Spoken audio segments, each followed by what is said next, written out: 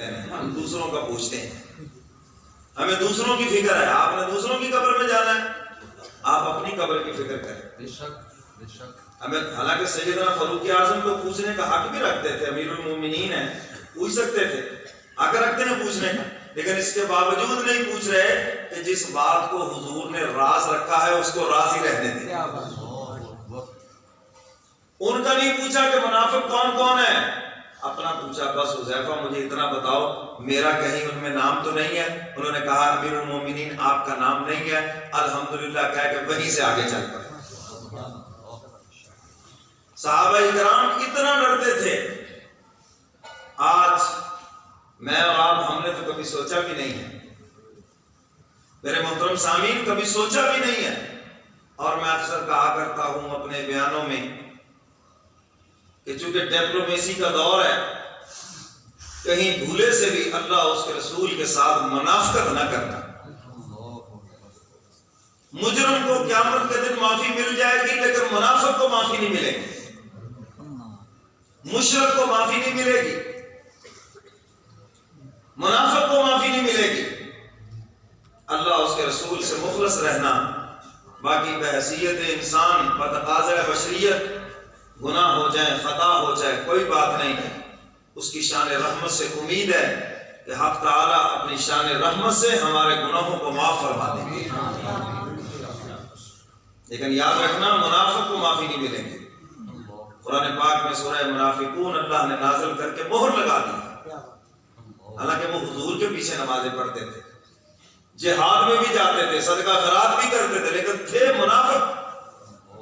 انہم کفروا باللہ ورسولہ وماتوا وہم فاسقون، اپنے اسی فسق کے اوپر مرے، اسی منافقت کے اوپر مرے، اللہ نے ان کے اعمال کو قبول نہیں کیا۔ حضور علیہ السلام نے فرمایا جبریل آگے کون تھے، اس سے اوپر کون تھے؟ اللہ کے محبوب مشرکین تھے، اس کے اوپر کون تھے؟ اللہ اکبر، چاند سورج کے پجاری، تفصیل بتا رہے ہیں، اس کے اوپر فلاں، اس کے اوپر فلاں۔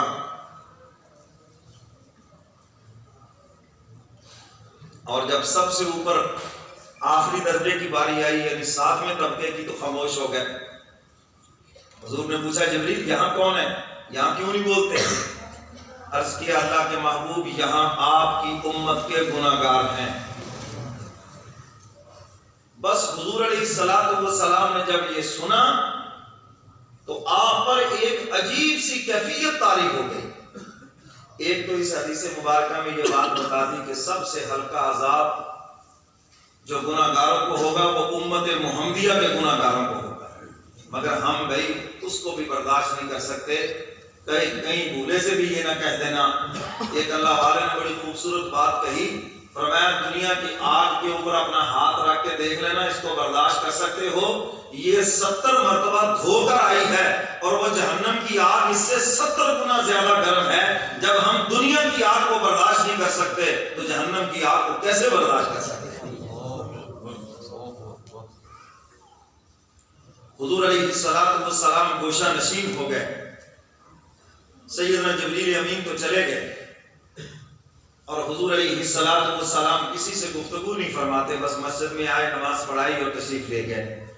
حضرات صحابہ کرام نے محسوس کیا کہ حضور کسی گہرے غم میں مبتلا ہے، اور وہ دنیا کا غم نہیں تھا، وہ حسن اور حسین کا غم نہیں تھا، وہ میرا اور آپ کا غم تھا، قیامت تک آنے والے ہر امتی کا غم تھا۔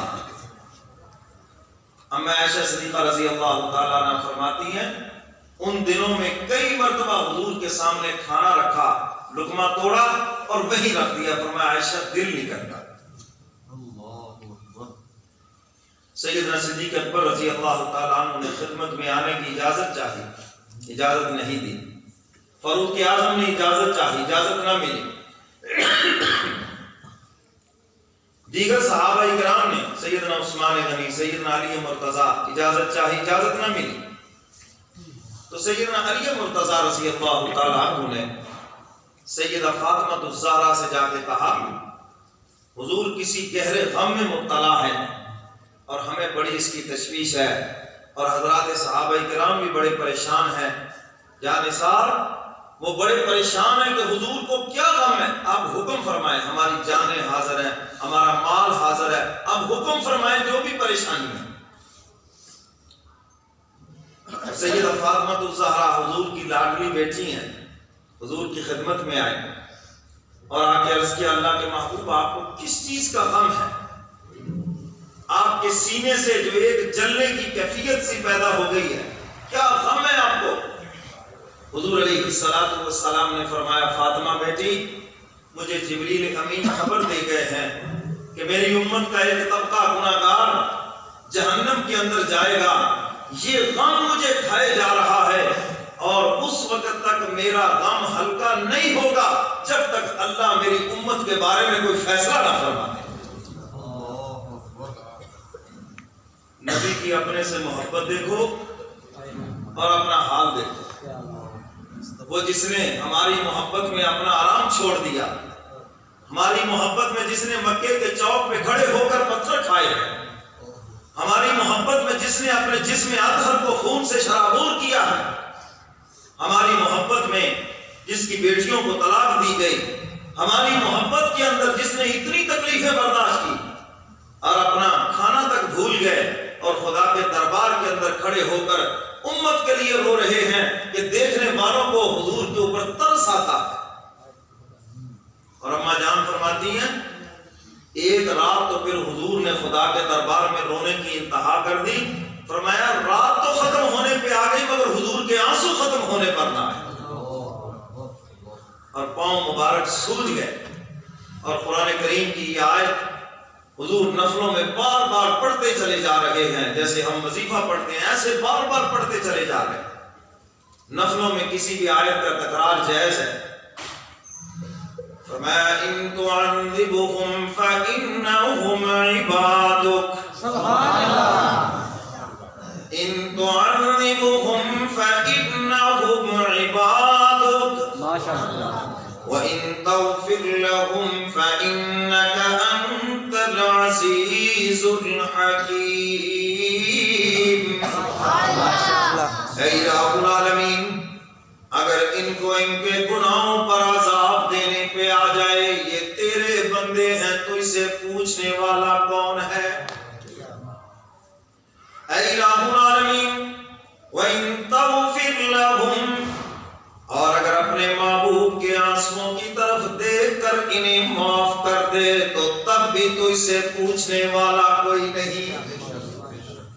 اے الہ العالمین، میں یہ تو نہیں کہتا کہ یہ معصوم ہے، میں یہ تو نہیں کہتا کہ یہ گناہگار نہیں ہے، اے الہ العالمین میں یہ تو نہیں کہتا کہ یہ مجرم نہیں ہے، میں اقرار کرتا ہوں کہ یہ گناہ کر کے آئیں گے۔ اے الہ العالمین، یہ ٹھوکریں کھا کر آئیں گے، قدم قدم پہ بھٹک کر آئیں گے، اے الہ العالمین ان کے گناہوں کی طرف نہ دیکھنا، اپنے محبوب کی برستی ہوئی آنکھوں کی طرف دیکھ لینا۔ اے الہ العالمین، پہلی امتوں نے تیری نافرمانیاں کی، آپ نے انہیں صفحہ ہستی سے مٹا کے رکھ دیا، اے الہ العالمین میرے بعد یہ تیری نافرمانیاں کریں گے، اے الہ العالمین انہیں صفحہ ہستی سے نہ مٹانا بلکہ انہیں معاف کر دینا۔ میں قیامت تک آنے والے اپنے ہر ایک ایک امتی کی طرف سے آپ سے معافی مانگتا ہوں۔ دیکھیں تو صحیح کی محبت کس قدر ہے اپنی امت کے ساتھ۔ آج ایک نوجوان بیٹے کے ساتھ، اکلوتے بیٹے کے ساتھ باپ کو اتنی محبت نہیں جتنی حضور کو اپنے ایک ایک امتی کے ساتھ محبت ہے۔